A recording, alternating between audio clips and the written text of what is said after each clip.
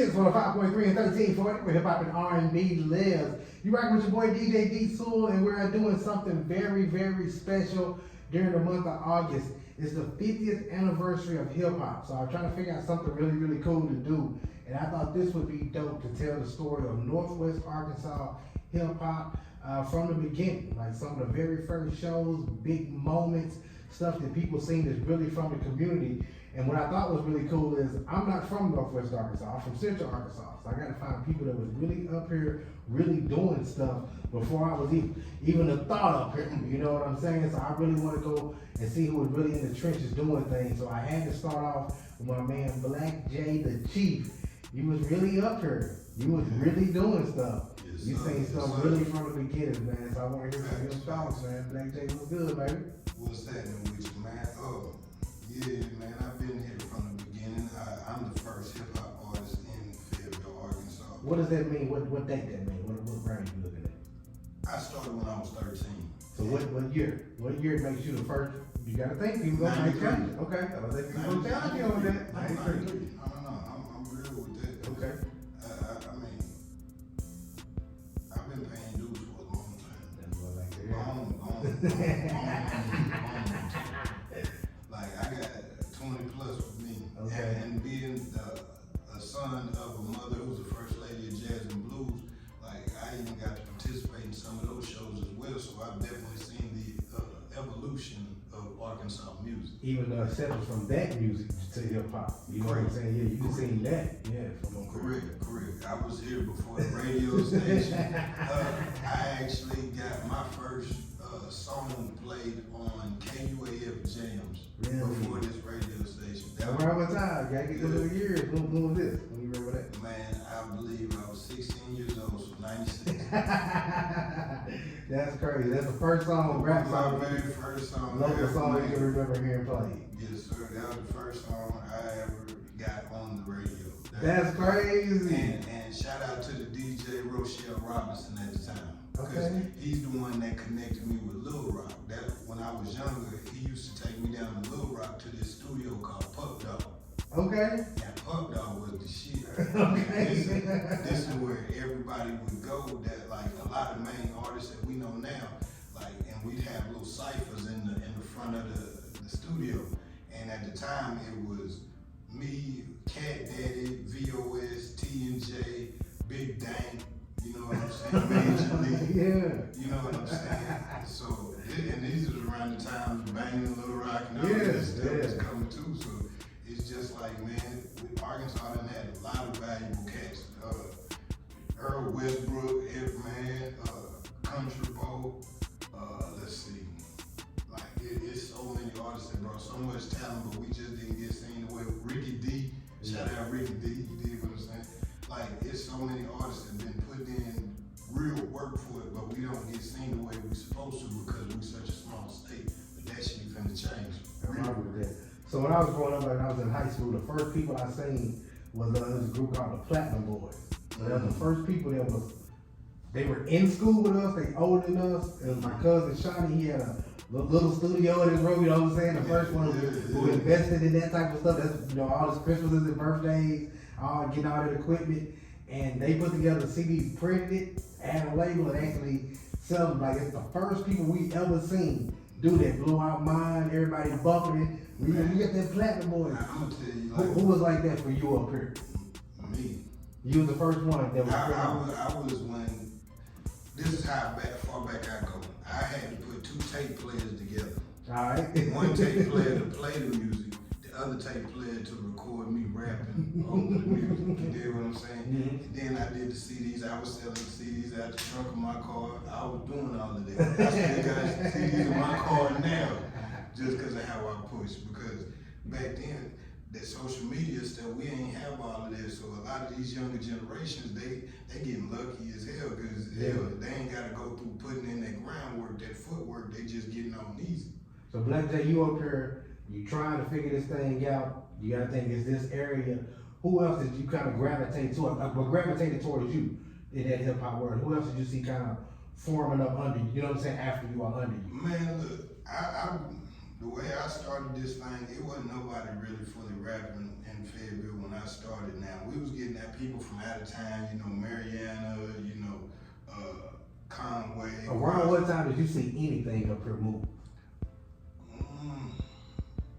I say when comedians actually started coming here. Like, I remember I opened up for Cat Williams and Mike Epps when they came up to the university, and then they had like Q-Dog weeks, Sigma Kappa weeks, whatever. And then they'd have their Q-Dog party up at the Springdale Convention Center. And we get to open up for them, you know what I'm saying? So I thought back then, this is when Arkansas was trying to get seen, because we just got like Cat up here, and then Mike Epps this is the time when Next Friday was just coming out, you know what I'm saying? So he was fresh at the time. So just to have these people, I'm figuring more people will start coming in, and then we start getting artists like Smiles and South Star, Amanda Perez, Ray Lavender. He was the one that made My Girl Got a Girl. And so do you think the fraternities contributed to helping the of course, the hip hop scene? Of course, and we still and even giving local artists a chance. Of course, even to this day, like I remember they had Little Scrappy and them and Crime Mob up here, and we got to perform with them in front at the skate place. Now people don't look at that as a unique thing, with the University of Arkansas being up here giving local rappers a chance that would never happen if you just in any other city. You know what I'm saying? And this is crazy because it was times when a lot of these places down Dixon Street, they wasn't letting black folk do the rap shows and all that stuff.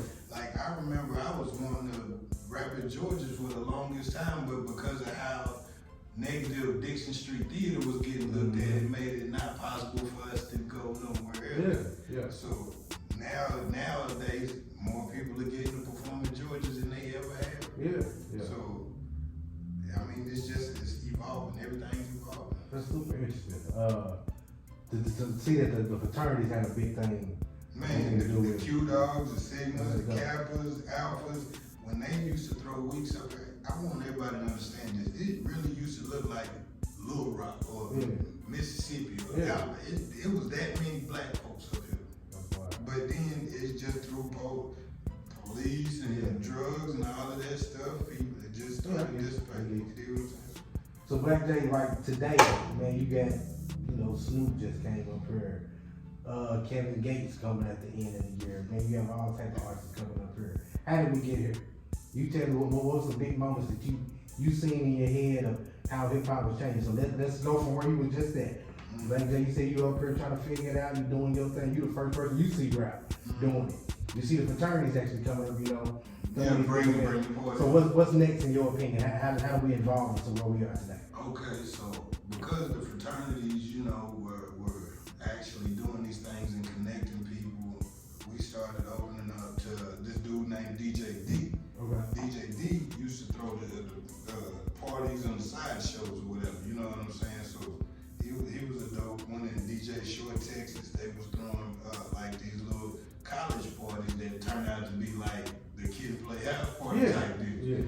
All right, so now we getting into bigger shows, and now we starting to get a few more artists.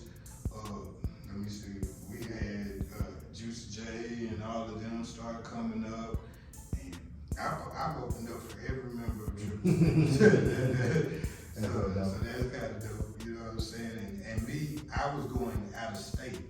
I was going to like St. Louis and Kansas City and Memphis, Texas. Because you had to when no scene up there. Right, but it was feeling like we need to support each other more, man. Like we do not fully value the people that's up here trying to get this music out there.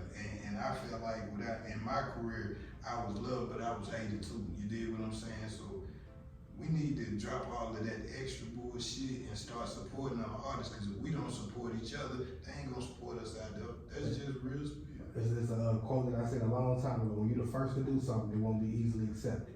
And it never has been. You are completely right about that, because when you're the first something, it gets overlooked. And when it gets overlooked, then the second place gets all the reward. Like they put forth all of the footwork. But I'm telling y'all, go back, support the people who brought you in, support the people who started with you. If if y'all get big shows, get the people who started stuff into these shows.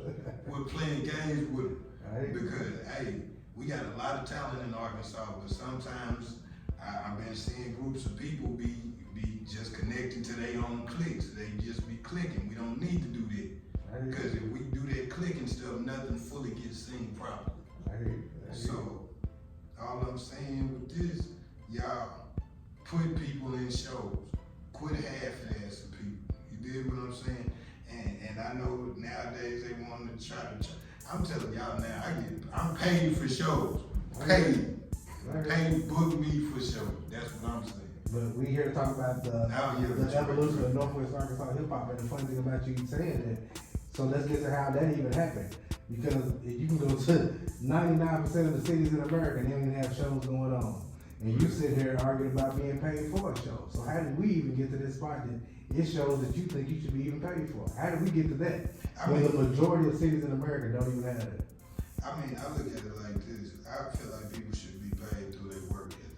I said, how did Northwest Arkansas get to a point where you even think that you should get paid? Most cities don't even have a show, period. They're just thankful that you can have a show. But you said they're saying you should get paid. That's what I'm saying. How did we get to that point in Northwest Arkansas? That's amazing to me as just a hip hop fan. If we go to another city, they don't even have a show. You feeling you should get paid for a show. So I'm saying, how did we even get to that where you feel that in this community? So what do you think about where we're at in the state of hip hop in Northwest Arkansas? I think the artists should be getting paid for being on stage. Okay. Like, how did it get to that? How did it get from you hustling tapes to now you feel you should get paid for shows? I'm just saying, how did it happen in Northwest Arkansas? It's not happening in other cities. How did that happen here? I mean, through people putting time, dedication, and work into to get us to where we are now. Like, I mean, I don't know what type of answer you want, but it's like there's a lot of people that put in a lot of groundwork. These people should be paid for that. You know what I'm saying? Because it's not easy sitting here trying to create something in a place where at a time it wasn't even allowed. Okay. You dig what I'm saying? So if people were petitioning to get radio stations here, if people were setting up, like working with shows to get more promotion for these radio stations, to get our local artists heard. Because that's the main one of the main reasons I was even doing this, because we got so much talent here. I heard that. You dig what I'm saying? So we should be paid for it. Just real deal. Now we starting to become we starting to actually become seen in certain eyes. So now that we're starting to become seen, we need to do what we need to do to our artists to make us look like we respectable in front of all them as well. Like we got love for our artists too. We can pay our artists too. I'm just saying again, it's an amazing area for artists to even believe they should be paid when the majority of places in America don't even have shows. I'm just saying it's a beautiful area that has a lot of stuff going on. That's kind of the gist of it right there. It does, but I mean, shoot, just like in anything, we need to start paying for, people's time. And artists gotta figure out how to promote themselves and bring people to shows. So that's another thing. And we need to work together. And that's look at it like this. Look at it like this. If artists don't know how to promote themselves, then instead of making fun of them, down them, whatever, we need to help him and show him how to maneuver in their life. Alright, well, instead of getting mad at promoters about shows, then you should, I'm not mad at them. you should ask and get help. That's what it seemed like to me. But the conversation was the growth of Northwest Arkansas hip hop. And Blacc, we appreciate your contribution to Northwest hip hop. We appreciate the conversation. And you did a lot for the culture, brother. Hey, I appreciate it. I appreciate being here. I appreciate you taking the time to talk to me. And I'm always stand for the culture. I'm gonna do this till I die. Straight up. We appreciate your story, Blacc.